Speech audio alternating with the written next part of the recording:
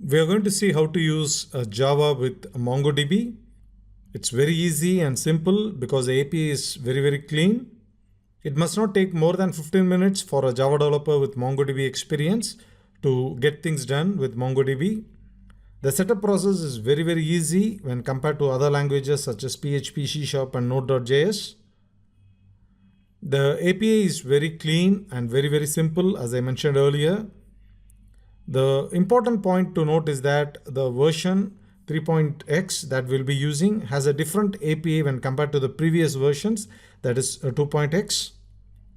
We'll be using the latest version, that is 3.3, to demonstrate the features of the MongoDB Java driver. These are the 5 steps you need to do in your MongoDB project using Java. The first step is to create a Maven project using Eclipse. The second step is to install the MongoDB driver using Maven's pom.xml file. In the step 3, you'll be making a database connection. Then you'll be connecting to a database and to a collection in that database. After connecting to a database and then to a collection, we'll be doing actions such as projection, CRUD, gridfs, etc. And finally, the important step is to close the connection which you have opened in step number 3. So don't forget to close the connection. These are the key classes and methods we'll be using.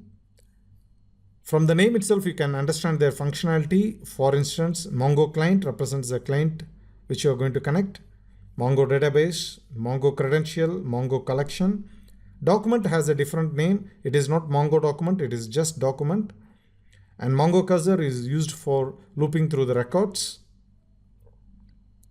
There is an important package called model. Under this, we have key classes such as filters, sorts, projections, and aggregates. These classes provides beautiful static methods which can be used in your code.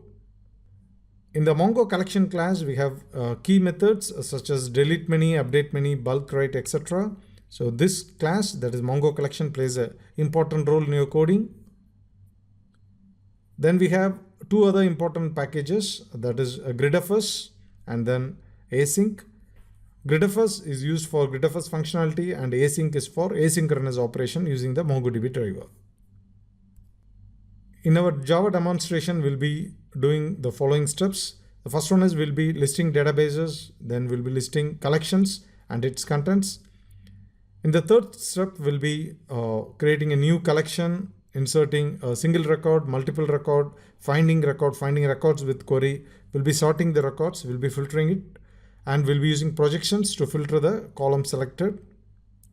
And similarly, we'll be using update, delete many, drop collection, and drop database. These 3 are very important, that is bulk write. This you'll be using quite often. Run command, this is a simple method but very powerful. It allows you to execute the MongoDB command against the database easily. Gridfs.